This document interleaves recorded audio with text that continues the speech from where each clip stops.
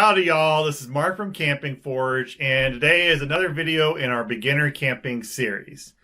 Today's topic we're going to cover is how to make yourself feel more comfortable sleeping in a tent. This is, I would say, making sure how we sleep comfortably and dealing with wildlife are the two biggest things third one being how to use the restroom, and we're going to cover that in today's video as well. Are the three big ones. So how we sleep, how we go potty, and dealing with wildlife are the three biggies, I think, in terms of going camping that you have to deal with regards to beginners. We're going to cover, today we will cover two of those three, and that's how to sleep and then the restroom stuff.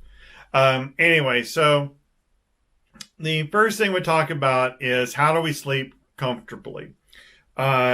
So here I want you to think more about, let's start off with the tent.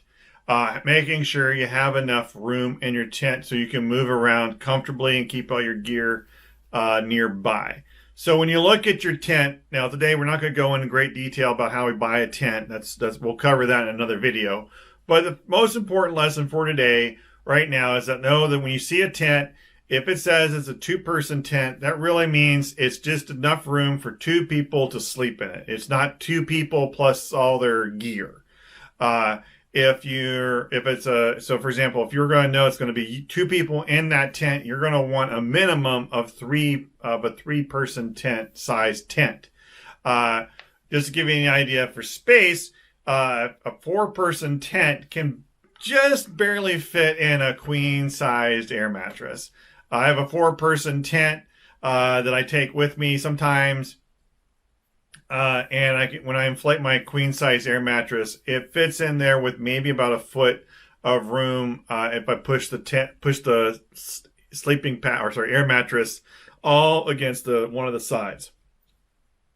But there's no room for my pack in there if I inflate the air mattress.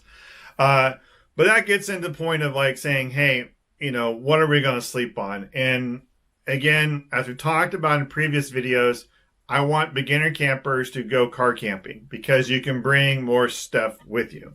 And that core part of that more stuff is anything you need to make yourself feel more comfortable sleeping in a tent, particularly when we're going camping in cooler weather, because it will get cold outside, even if when you go to sleep, even if it's not particularly cold weather. Like if it's 50 degrees and you're normally thinking man, I just love going outside in 50 degrees.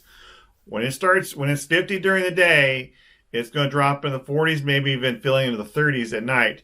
Or even if it's just dropping into the 50s, low upper 40s at night, and you're like, normally I'm okay being outside in that, even in shirt sleeves, that's going to feel colder when you go to sleep. So you want to make sure you bring enough stuff with you to make yourself feel warm. And we're going to talk about that in a second, and that is really getting to the next point, which is that we want to make sure we have something we're sleeping on. You don't want to sleep just on the ground. Sleeping on the ground is guaranteed, not only is it going to be uncomfortable, it is going to make you feel colder because the laws of physics dictate is that basically the temperatures have to reach equilibrium, and that ground is always colder than your body. So it's going to try and suck the heat out of your body. But more importantly, when you're first camping, you're really not worrying about freezing to death probably on the ground. It's more about hey, there's a rock and it's stuck in my back and I don't feel so comfortable. So let's think about making sure you bring something that you can sleep on that's going to make yourself feel more comfortable. Many people bring air mattresses, and an air mattress works perfectly fine. It can sleep really comfortable on them. You can bring a traditional air mattress from home, or you can bring an air mattress that was designed specifically for camping. Like Coleman makes a great one. It's really the difference between it and say your traditional air mattress you might have hanging around the house for when kids have sleepovers, is that the outdoor air mattresses are going to be made of a little bit thicker material so that they can handle the wear and tear of being outside. Otherwise, if you don't have an air mattress, you might think about bringing at the least bring along a sleeping pad. You might see those folding sleeping pads. Those will keep you warm, but they're not the most comfortable to sleep on. So most people prefer to have an inflatable sleeping pad. I will say this. There are differences in the comfort of an inflatable sleeping pad. My first sleeping pad I had did its job. It kept me warm, but man, it didn't do my back any favors. And I don't really have any back problems, but I could feel it in the morning. The thing is that so I invested in a new air mattress. I'm sorry, new sleeping pad from Big Agnes, and that one, man, it's amazing how how much of a difference it made. Not only does it keep me warm, it feels really comfortable. I don't have any issues sleeping on it from a comfort perspective. It feels like a good quality standard hotel bed.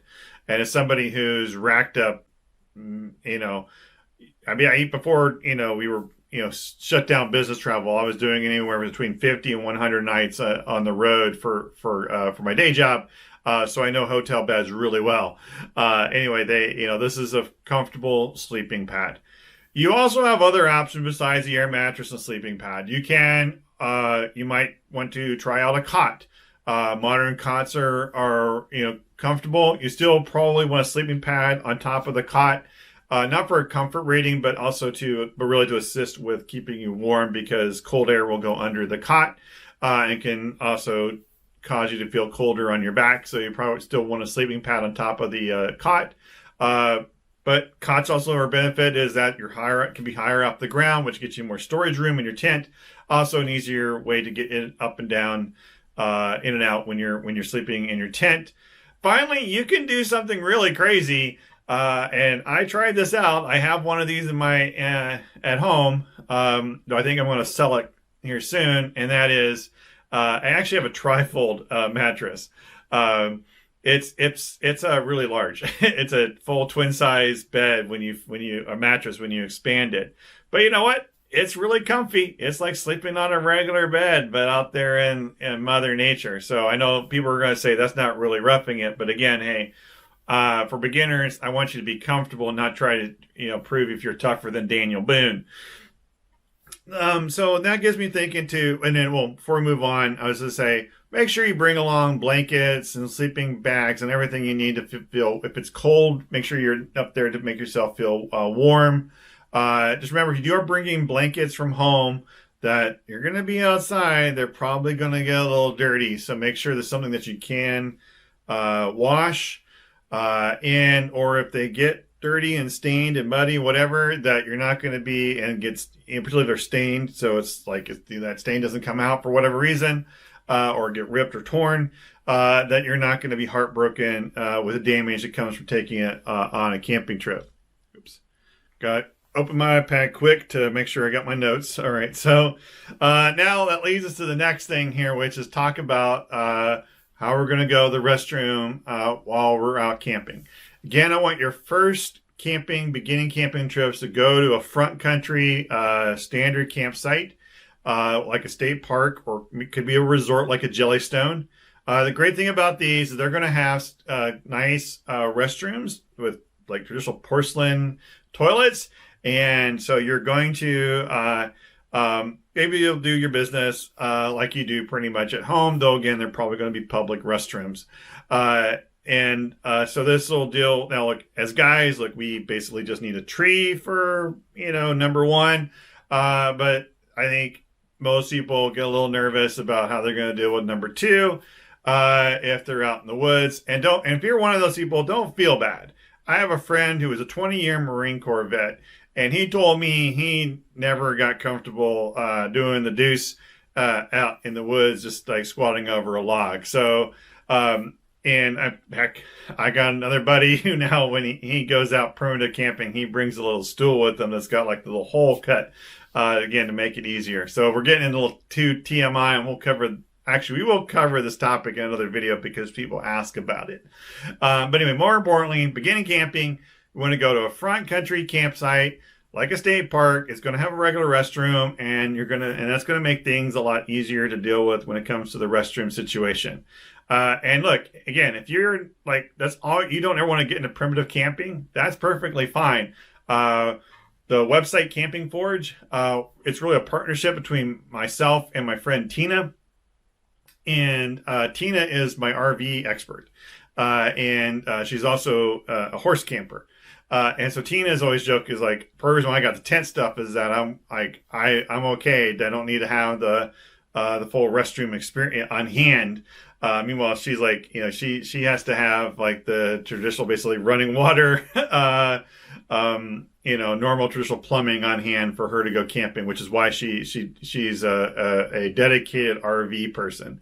Anyway, then gets us to the third thing, which is when you're also, besides sleeping and dealing with the business, is you want to eat. All right, so campfires are an essential part of our camping experience, and but campfires are really something we do for fun. It's really the party part of the camping experience. And while technically you can cook over a campfire, in another future video we'll talk about, give you some tips on how to do that. It's not always the most convenient way to cook while you're camping, and sometimes there'll be depending on when you're camping and when you're camping, you may not be able to have a campfire, so you need some other way to make a hot meal. And that's why everybody wants to bring along a gas stove of some type when they're going camping. Now, if it's a group of people, and again you're going car camping, you can get a multi-burner gas stove.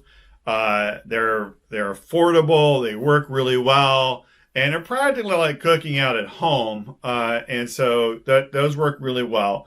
If you're going by yourself, or for example, if you're going like me and I go with a group of people, but you're effectively on your own, you can bring along a backpacking stove, like a jet boil. That works really well. That's what I personally use. Because I also, besides doing tent camping, I do some backpacking. And so it works versatile for me. Or heck, even when I do a group camp out and I take my buddy Scott with me, Scott's my camp cook. He has the whole camp kitchen set up and has the dual burner stove. And so he takes care of, the agreement is I drive and he cooks for me. Anyway, but even then, in the morning, I'll get up. I typically get up before he does. And so I want some coffee. And so I'll get out my jet boil and boil my water, without bothering him. So I can make my coffee right by my tent. And so, the next thing I was thinking here, okay, so that's this week's video. Next week we're going to talk about next week we're going to talk about how to choose where to go camping. All right. Again, if you've got one video, if you got one tip out of this, or you enjoyed one of my stories, I fumbled around, for example, with the restroom stuff, I would enjoy if you hit the like button. Really what it does is it tells the algorithm, tells the robots, gives recommendations to other viewers, other fellow beginning campers. It lets them know, hey, you should check this out. So it really helps other people know about our video. And if you like even more camping tips, and particularly, or maybe you like to read stuff as well, head on over to our website at campingforge.com. And until next time, this is Mark from Camping Forge. Thank you for watching. Bye-bye.